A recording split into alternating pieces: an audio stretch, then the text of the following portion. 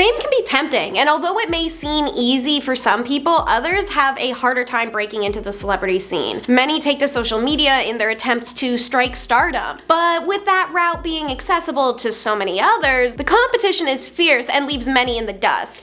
The influencedom that took social media by storm just a few years ago has lost its influence as the market just became too oversaturated for anyone to make an impact. At number 10 on this list is Jacob Sartorious. The former Vine and Musical.ly turned TikTok star took to attempting a music career, as many fellow TikTok users with over 1 million followers have. Not a controversial figure by any means, people just didn't really take to his online persona because, you know, he was an irritating little boy. Sometimes that works for people, but in Sartorius' case, it just led to being widely ignored or being used briefly as a punchline. Jacob's biggest claim to fame didn't have anything to do with his career, but instead his public 2018 breakup with the Stranger Things star Millie Bobby Brown. News about Jacob has been scarce ever since his fling with Millie, which ended over alleged Snapchat cheating, because you know they're 14. He's still making music, but it seems like one of those internet figures who need to become engulfed in a scandal in order to induce any sort of virality to their name. Coming in at number 9 is Rachel Hollis. The author, motivational speaker, and blogger has been called out of a handful of times,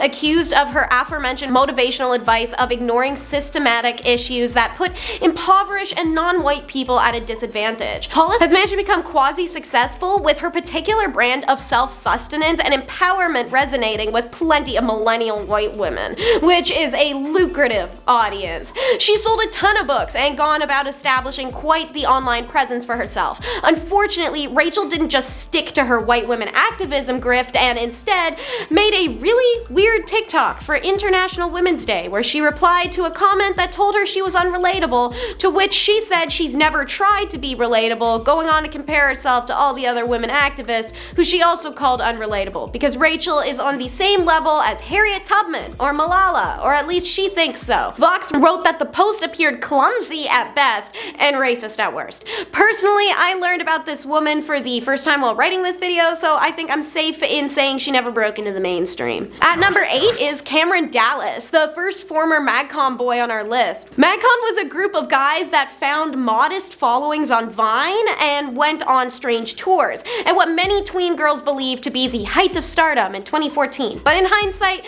it was more of an audition to see which of these handsome teenage boys would actually break into our celebrity sphere. Our bets were on Nash Grier, but it's clearly Shawn Mendes that won the race. Cameron Dallas was one of the biggest members of MagCon, but after his feature film debut, the 2014 prank-themed film Expelled got a dismal audience rating on Rotten Tomatoes, with only 3 critics bothering to weigh in. It was just the start of a bad streak in Cameron's career. Next came Chasing Cameron Dallas, his lowly rated 2016 Netflix reality series that was canceled after just 1 season. In 2019, Dallas was arrested for assault, claiming self-defense, but his mugshot made a few rounds on Twitter, so I guess he had a bit of social media dopamine hit there. 8 months later, he revealed that he had gone through a harrowing 2.5-year battle with addiction, anxiety, depression, including a stint in rehab. Dallas has since become a bit vulnerable with his struggles, rebranding himself as a confessional and extremely auto-tuned singer, releasing a few singles that have not exactly taken off. It doesn't look like his career will become much more than his MagCon days,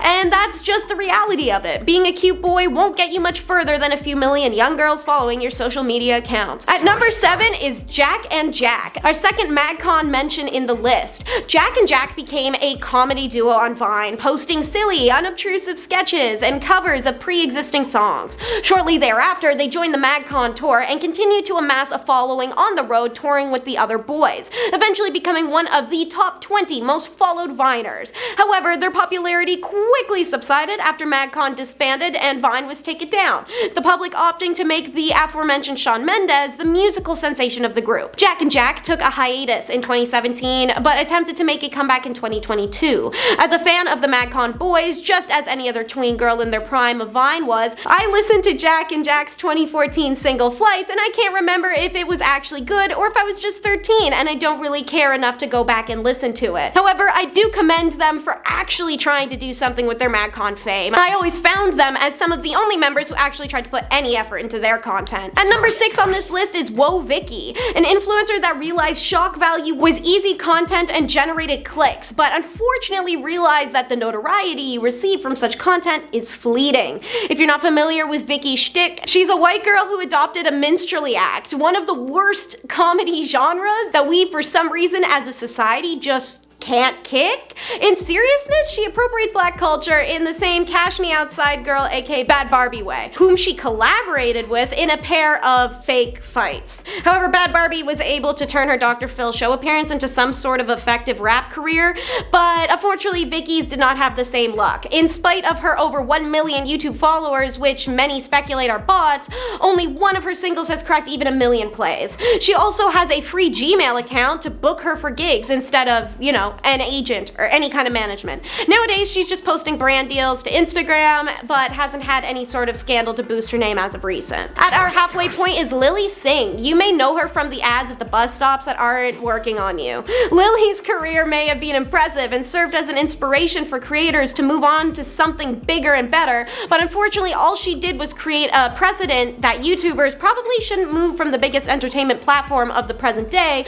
onto what is a dying market, that being of the late night talk show. Those like Jimmy Fallon and Conan O'Brien have nostalgia factor to them, but to break into the industry now after a successful run on YouTube is what we know now as an unwise choice. Singh garnered a huge YouTube following with her sketches, giving surface level observational comedy about society, and I'll admit that I enjoyed her content, but probably because I was 9 years old. She should have realized that her fan base was widely children, and that isn't a fan base that will usually follow you to a late night television. Regardless, Singh became the first bisexual woman of color to land a late night talk show, which could have been wonderful if she hadn't pre-recorded all 96 episodes in a studio over a 3-month period, and unsurprisingly not well received, being critiqued for its stale and out-of-touch subject matter. General audiences had the show at a Rotten Tomatoes rating of 17% and 1.8 out of 10 on IMDb. Although I'm sure Lily won't give up her entertainment endeavors anytime soon, she is hustling, and I will give her that. I doubt anybody will care about it though. Number 4 on this list is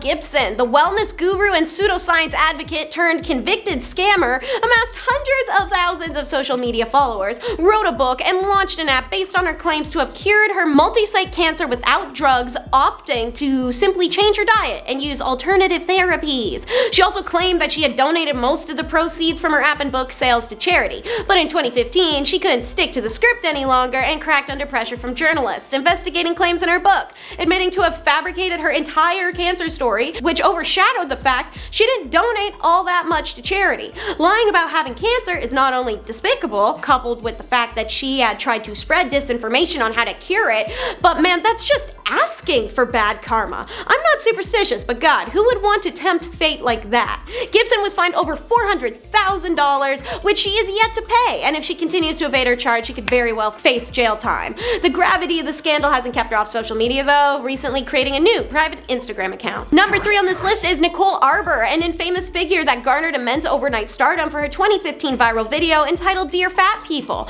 where she applied the get famous quick tactic of being needlessly hateful, obnoxious, and shocking. The video punches down at plus-size people, blaming them for all of their societal oppression and medical conditions because they could, to quote her, just stop eating. There were people that came to Arbour's defense, arguing freedom of speech. Arbour herself took the satire approach, claiming the video was never meant to be targeted, offensive, or taken seriously, but in all honesty, the video was just an unnecessary slam piece on fat people with no merit or argument. She just wanted to spew her opinions on how much she hated people for looking differently than her. YouTube briefly removed the video accidentally, the platform later claimed, but it got so much attention the ladies of The View invited her on and proceeded to pick apart her satire defense for 6 minutes on live television. Her newest videos that follow the same Dear format, speaking to black people, refugees, feminists, and the like, have more than 100,000 views. Doesn't she know that get famous quick tactic only works once? Then people just hate you. Our runner-up is Miranda Sings, was just inches from breaking out of the YouTube bubble into serious stardom.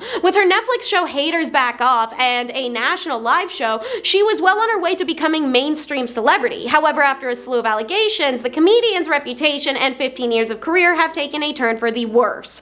Colleen Ballinger's now famous ukulele apology, or should I say disturbing Grace Van Vanderwall impression has lifted her to an acclaimed spot amongst the worst YouTube apologies in history of the site, with allegations as dark as partaking in inappropriate relationships with underage fans, where she would bully, emotionally manipulate, and trauma dump and pit them against one another, while also having them do unpaid labor for her. Honestly, the list of messed up stuff she's done is endless. It's safe to say that the apology she crafted was less than satisfactory, and I doubt we'll be hearing much from her ever again. Or at least I hope. Number 1 on this list is Jenna Marbles. Jenna Murray, also known as Jenna Marbles, gained immense popularity on YouTube with her video titled How to Trick People into Thinking You're Good Looking in 2010, which featured Jenna applying multiple layers of foundation and making self-deprecating jokes. Her charisma and silly persona attracted millions of fans and subsequently built a substantial subscriber base, becoming one of the earliest notable names to ever come from the YouTube platform. However, Jenna's rise to stardom was abruptly interrupted in 2020 when videos resurfaced of instances where she made racially insensitive jokes, going so as far as to engage in blackface in 2011 when she impersonated Nicki Minaj by wearing a pink wig and scribbling and darkening all over her face.